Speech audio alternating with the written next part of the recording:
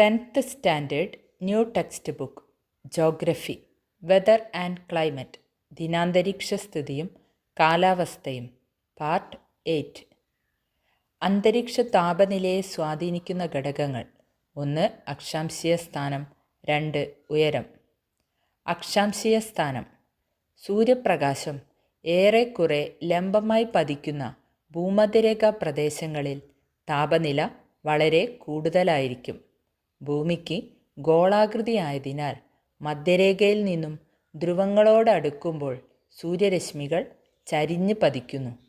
അതിനാൽ ഇരു ധ്രുവങ്ങളോടും അടുക്കുമ്പോൾ താപനില ക്രമേണ കുറഞ്ഞു വരുന്നു. ഇതിൻ്റെ അടിസ്ഥാനത്തിൽ വ്യത്യസ്ത താപീയ മേഖലകൾ രൂപപ്പെടുന്നു.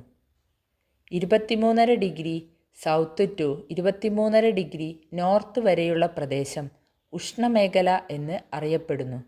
23.5 degree north to 66.5 degree north വരെയുള്ള പ്രദേശം ഉത്തര മിതോഷ്ണ മേഖല എന്നും 23.5 degree south to 66.5 degree south വരെ ദക്ഷിണ മിതോഷ്ണ മേഖല എന്നും അറിയപ്പെടുന്നു.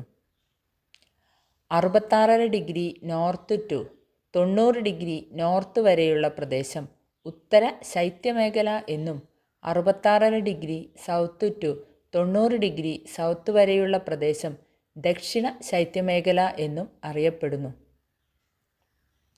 സമുദ്രനിരപ്പിൽ നിന്നുള്ള ഉയരം: ഉയരം കൂടുന്തോറും അന്തരീക്ഷ താപനില ക്രമേണ കുറഞ്ഞു വരുന്നു. ഓരോ കിലോമീറ്റർ ഉയരത്തിനും 6.4 ഡിഗ്രി സെൽഷ്യസ് എന്ന തോതിൽ താപനില കുറഞ്ഞു വരുന്ന പ്രതിഭാസത്തെ ക്രമമായ താപനഷ്ട നിരക്ക് അഥവാ normal lapse rate of temperature എന്ന് വിളിക്കുന്നു. ഊട്ടി, മൂന്നാർ, കൊടൈക്കനാൽ തുടങ്ങിയ പ്രദേശങ്ങളിൽ പൊതുവെ കുറഞ്ഞ താപനില അനുഭവപ്പെടാൻ കാരണം അവ സമുദ്രനിരപ്പിൽ നിന്നും വളരെ ഉയരത്തിൽ സ്ഥിതി ചെയ്യുന്നതാണ്. 6 കിലോമീറ്റർ ഉയരത്തിലെത്തുമ്പോൾ താപനിലയിലെ കുറവ് എങ്ങനെ കണക്കാക്കാം? 6 × 6.4 ഡിഗ്രി സെൽഷ്യസ് = 38.4 ഡിഗ്രി സെൽഷ്യസ്.